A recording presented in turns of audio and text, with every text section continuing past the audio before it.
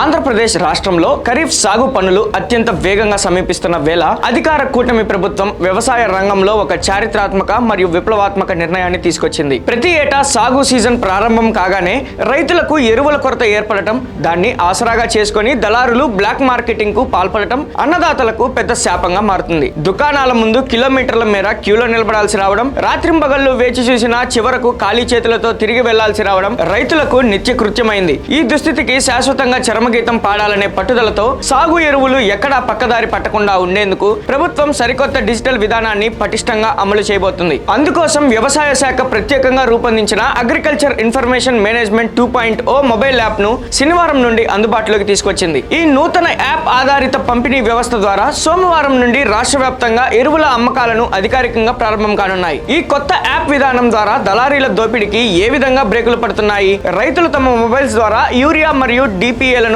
ఏ విధంగా బుక్ చేసుకోవాలి మరియు వెబ్లాండ్ రికార్డుల అనుసంధానం వల్ల క్షేత్రస్థాయిలో కౌలు రైతులకు ఎదురవుతున్న కష్టాల పూర్తి వివరాలేంటో ఇప్పుడు ఈ వీడియోలో చూద్దాం.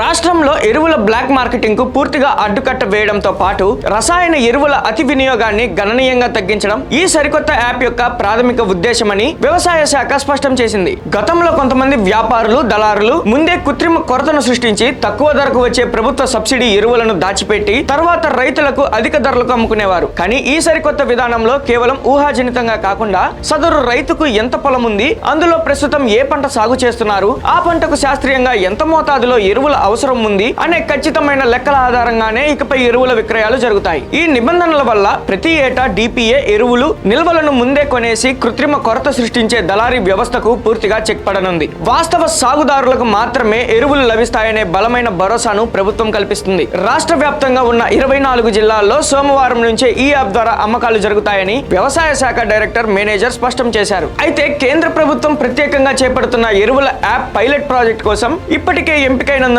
ప్రస్తుతానికి కృష్ణా మరియు కాకినాడ జిల్లాలను మాత్రం ఈ యాప్ పరిధి నుండి మినహాయించినట్లు ఆయన వెల్లడించారు. ఈ 2 జిల్లాలు మినహా మిగిలిన అన్ని ప్రాంతాల్లోని రైతులు తమకు కావాల్సిన ఎరువులను బుక్ చేసుకోవడానికి ప్రభుత్వం చాలా సరళమైన డిజిటల్ మార్గాన్ని ఏర్పాటు చేసింది. ఇందుకోసం రైతులు పెద్దగా కంగారు పడాల్సిన అవసరం లేదు. రైతులు నేరుగా తమ పరిధిలోని రైతు సేవా కేంద్రాల్లో ఉన్న అగ్రికల్చర్ అసిస్టెంట్ ను గాని, స్థానిక సహకార సంఘాలను గాని లేదా లైసెన్స్ పొందిన అధికృత రిటైల్ డీలర్లను కానీ సంప్రదించి ఈ యాప్ సహాయం పొందవచ్చు. రైతులు కేవలం తమ 12 అంకెల ఆధార్ నంబర్ చెప్తే అధికారులు యాప్ లో వారి వివరాలు నమోదు చేసి నిమిషాల వ్యవధిలోనే బుకింగ్ పూర్తి చేసి టోకెన్ జారీ చేస్తారు. బుకింగ్ పూర్తయిన వెంటనే సదరు రైతు రిజిస్టర్ మొబైల్ నంబర్ కు ఒక సంక్షిప్త సమాచార సందేశంతో పాటు ఓటీపీ కూడా వస్తుంది. ఈ యాప్ లోపల స్థానికంగా అందుబాటులో ఉన్న అన్ని ప్రభుత్వ మరియు ప్రైవేటు ఎరువుల దుకాణాల జాబితా, వాటి వద్ద ఉన్న నిల్వల వివరాలు స్పష్టంగా కనిపిస్తాయి. రైతులు ఎక్కడా క్యూలో నిలబడాల్సిన అవసరం లేకుండా తమకు ఇష్టమైన విక్రయ కేంద్రాన్ని ఎంచుకొని మొబైల్ ఓటీపీని చూపించి కంపెనీ నిర్ణయించిన ధరలకే ఎరువులను సులభంగా సేకరించవచ్చు. ఒకే సాగు సీజన్ పరిధిలో ఒక రైతుకు గరిష్టంగా 50 బస్తాల వరకు ఎరువులు పొందేలా సాఫ్ట్వేర్ కోటాను కేటాయించారు. దీనివల్ల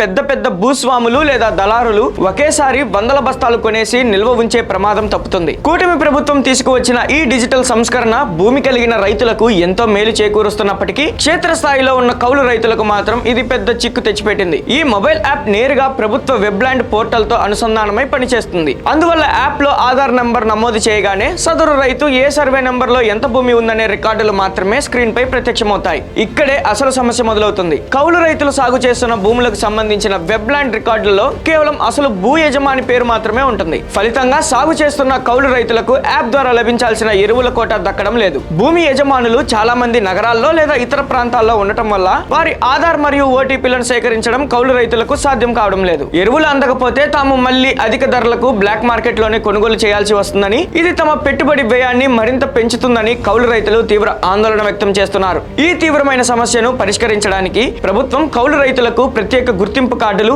లేదా వ్యవసాయ అధికారుల ద్వారా ప్రత్యేకాధికార ధృవీకరణలు ఇచ్చి యాప్ లో కోటా లభించేలా సవరణలు చేయాలని రైతు సంఘాలు గట్టిగా డిమాండ్ చేస్తున్నాయి. వాస్తవ సాగుదారుడికి మేలు జరిగినప్పుడే ఈ యాప్ యొక్క లక్ష్యం నెరవేరుతుందని వారు గుర్తు చేస్తున్నారు. మొత్తానికి ఆంధ్రప్రదేశ్ కూటమి ప్రభుత్వం ఖరీఫ్ సీజన్ ముంగిట యాప్ ద్వారా తీసుకొచ్చిన ఎరువుల డిజిటల్ బుకింగ్ విధానం వ్యవసాయ రంగంలో ఒక చారిత్రక చారిత్రాత్మక సంస్కరణగా నిలుస్తుంది. ఈ నూతన విధానం ద్వారా దళారీ వ్యవస్థకు, నకిలీ కొరతకు పక్కాగా బ్రేకులు పడుతున్నప్పటికీ కౌలు రైతుల కోటా విషయంలో ఎదురవుతున్న సాంకేతిక ఇబ్బందులను కూడా ప్రభుత్వం అంతే వేగంగా పరిష్కరించాల్సిన అవసరం ఉంది. అప్పుడే రాష్ట్రంలోని అన్నదాతలందరికీ ఈ డిజిటల్ పారదర్శకత పూర్తి స్థాయిలో చేరువవుతుంది. ఏపీలో సోమవారం నుండి అమల్లోకి రానున్న ఈ సరికొత్త యాప్ ఆధారిత ఎరువుల పంపిణీ విధానంపై మరియు కౌలు రైతులకు ఎదురవుతున్న ఇబ్బందులపై మీ అభిప్రాయాన్ని కామెంట్స్ లో పంచుకోండి. మరిన్ని లేటెస్ట్ అప్డేట్స్ తో మళ్ళీ కలుద్దాం. కీప్ వాచింగ్ ఖ్యాతి కనెక్ట్స్.